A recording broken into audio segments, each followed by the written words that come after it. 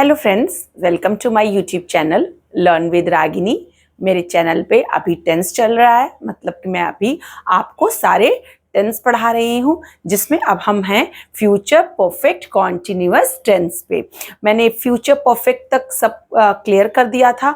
अब हमारा आज क्या है, फ्यूचर परफेक्ट कॉन्टिन्यूअस टेंस। ये हमारा लास्ट टेंस है। इसके बाद इस वीडियो के बाद मैं आपको और भी मीन्स ये जब टेंस हमारा फिनिश हो जाएगा तो स्पोकन में जितने भी अच्छे सेंटेंसेस होते हैं जो जनरली हम बहुत यूज करते हैं या नए नए सेंटेंसेस बनाते हैं, उन सेंटेंसेस को मैं आपको बोलना, लिखना और पढ़ना तीनों बताऊंगी कि किस तरह से आपको बात करनी है, इस सेंटेंस को आप कैसे कन्वर्ट करेंगे, इसे कैसे बोलेंगे। इन सब चीजों की मैं वन बाय वन आपको जानकारी देती रहूंगी। चलिए अब हम आते हैं अपने फ्यूचर परफेक्ट कॉन्टिन्यूअस टेंस की तरफ। रहा होगा, जो पहचान है इसके वो क्या क्या है, रहा होगा, रहे होंगे, रही होंगी और समय निर्धारित होता है। इसमें हमेशा एक आपको टाइम मेंशन मिलेगा। जब भी फ्यूचर परफेक्ट कॉन्टिन्यूअस टेंस की बात होती है या कोई भी परफेक्ट कॉन्टिन्यूअस टेंस की बात होती है, चाहे वो प्रेजेंट परफेक्ट कॉन्टिन्यूअस हो, पास्ट परफेक्ट कॉन्टिन्यूअस हो या फ्यूचर परफेक्ट कॉन्टिन्यूअस हो, हमेशा उसमें आपको एक टाइम मेंशन हुआ मिलता है। जैसे कि एग्जाम्पल के लिए अगर हम इसको ये कर दे, ये सेंटेंस है, वह सुबह से पतंग उड़ा रहा होगा, या अगर हम इसे कह दें वह पतंग उड़ा रहा होगा, तो आपको तो ये यही लगेगा कि ये तो कॉन्टिन्यूअस की तरह, सिंपल फ्यूचर कॉन्टिन्यूअस की तरह ये सेंटेंस लग रहा है। क्योंकि जब हम कॉन्टिन्यूअस टेंस बनाते हैं, सेंटेंसेस बनाते हैं, उस समय हम उसमें टाइम मेंशन नहीं करते हैं। बट इन सारे सेंटेंसेस में आप देखेंगे कि कोई ना कोई टाइम मेंशन है। वह सुबह से पतंग उड़ा रहा होगा, ठीक है, तो सुबह से। वह 2 दिनों से इंतजार कर रही होगी, 2 दिनों से। सोमवार से दफ्तर जा रहा होगा, या मेरा दोस्त 2010 से यहाँ रह रहा होगा, 2010। हमेशा आपको पॉइंट ऑफ टाइम या पीरियड ऑफ टाइम, मीन्स एक टाइम का पॉइंट जो होता है, एक एग्जैक्ट टाइम की बात की जाएगी या एक अवधि की बात की जाएगी, एक पीरियड की बात की जाएगी, तो उसको हम हमेशा फ्यूचर परफेक्ट कॉन्टिन्यूअस में ही डालते हैं, क्योंकि वो उसमें टाइम मेंशन होता है। यही पहचान होती है कि हमेशा आपको सेंटेंस के लास्ट में रहा होगा, रहे होंगे या रही होंगी ये शब्द मिलेगा, प्लस एक कोई निर्धारित टाइम होगा, एक टाइम मेंशन होगा। इसलिए मैंने इसमें ये डाला है कि और समय भी निर्धारित होते हैं। बिना समय के कोई भी परफेक्ट कॉन्टिन्यूअस टेंस माना नहीं जाएगा कि ये परफेक्ट कॉन्टिन्यूअस टेंस है, ठीक है। अब बच्चों, अगर ये क्लियर हो रहा है आपको तो अच्छी बात है। आप और कहीं भी अगर कोई दिक्कत आती है तो कमेंट बॉक्स में आप मुझसे पूछ सकते हैं।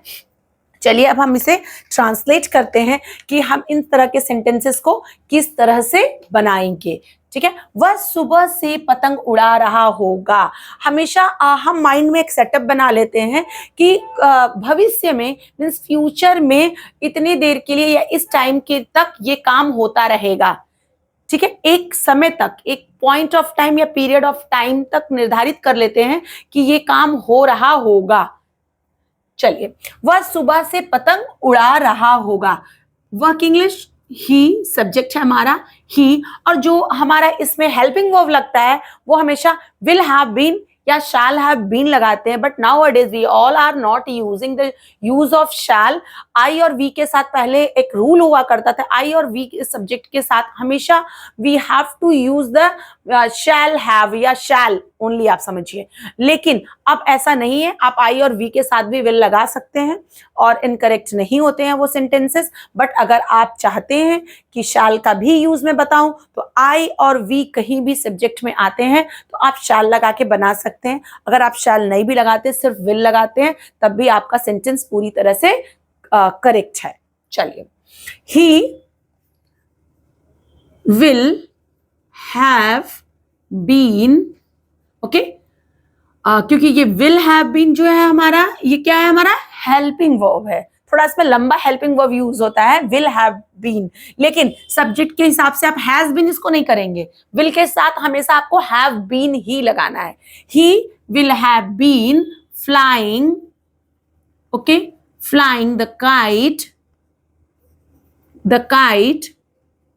ही will have been flying the kite सुबह से, ठीक है, सुबह से तो क्या लगाएंगे, सुबह से सिंस मॉर्निंग, सिंस मॉर्निंग। ये आपको भी मैं बताऊंगी कि क्यों यहां हमने सिंस को लगाया या फॉर कहां लगेगा। ये मैं आपको एक चार्ट बना रखा है मैंने सॉरी, मैं आपको बताऊंगी। तुम 2 दिनों से इंतजार कर रही होगी, तुम 2 दिनों से इंतजार कर रही होगी। यू, तुम के English you again will have been waiting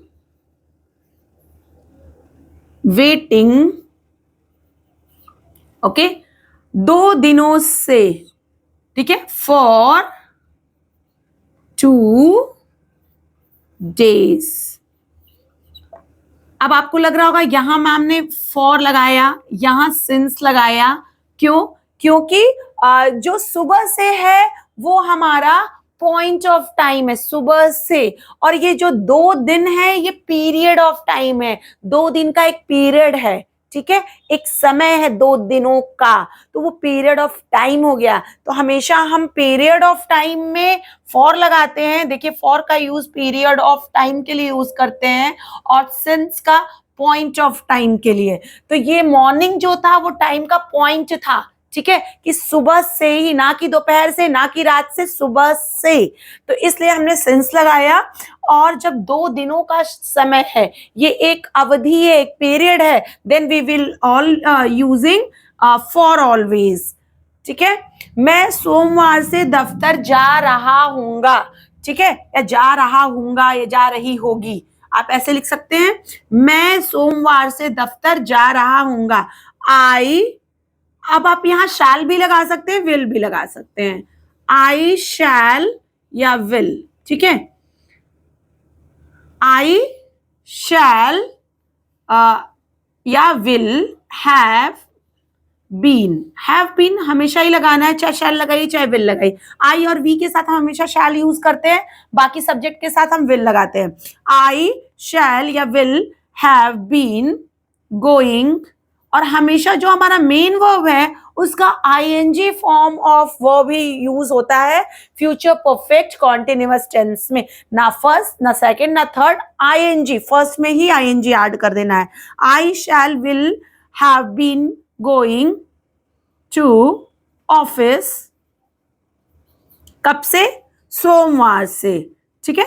तो सोमवार से फॉर मंडे नहीं हो सकता, सिंस मंडे। सिंस मंडे इसलिए क्योंकि हमेशा ये जो सिंस का यूज होता है वो पॉइंट ऑफ टाइम के लिए होता है, मैं फिर बता रही हूं आपको। तो ये मंडे है, ये कोई पीरियड नहीं है समय का, ठीक है, ये पॉइंट ऑफ टाइम है मंडे, ना कि ट्यूसडे, ना कि वेडनेसडे, ना कि थर्सडे, एग्जैक्ट मंडे, ठीक है। तो ये हमारा पॉइंट ऑफ टाइम हुआ। Monday is not a period, वो पीरियड नहीं होता है, इसलिए हमें सिंस लगाना है। सिंस मंडे, कोई भी डे लिखेंगे आप कैपिटल लेटर से ही लिखेंगे। मेरा दोस्त 2010 से यहां रह रहा होगा, ठीक है, माय फ्रेंड,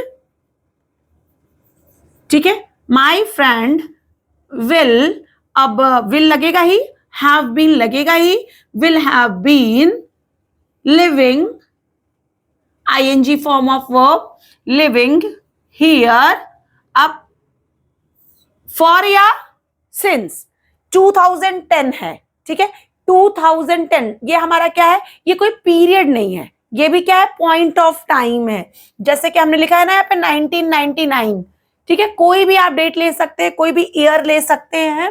तो जब एग्जैक्ट ईयर की बात हो रही है तो हम लोग हमेशा सिंस ही लगाएंगे। My friend will have been living here since 2010, ठीक है, 2010। अगर कुछ भी होता है यहाँ पे 2024, 2025, ठीक है, तो आप हमेशा ही इसमें यही लगाएंगे कि सिंस ही लगाना है, क्योंकि ये हमारा अ पॉइंट ऑफ टाइम है, ना कि पीरियड ऑफ टाइम है। अभी इस हिस्से को मैं आपको पूरी तरीके से क्लियर करूंगी कि कहाँ सिंस लगाते हैं, कहाँ फॉर लगाते हैं। ज्यादातर बच्चों को, स्टूडेंट्स को ये समझ में नहीं आता है कि कहाँ सिंस लगाना है, कहाँ फॉर लगाना है, या क्यों लगाना है। तो मैं आपको इसका भी जवाब अच्छे से दूंगी, देने की कोशिश करूंगी कि कहाँ सिंस लगाना है, कहाँ फॉर लगाना है। तो ये हमारा पॉजिटिव सेंटेंसेस था, जिसमें ना तो हमने नहीं का इस्तेमाल किया, ना ही कोई क्वेश्चन पूछा है, सिर्फ हमने आज अभी आपको इस वीडियो में पॉजिटिव सेंटेंसेस ही बताए हैं। चलिए, अगर हम फॉर्मूला की बात करते हैं तो फॉर्मूलाज इसके क्या होना चाहिए थे।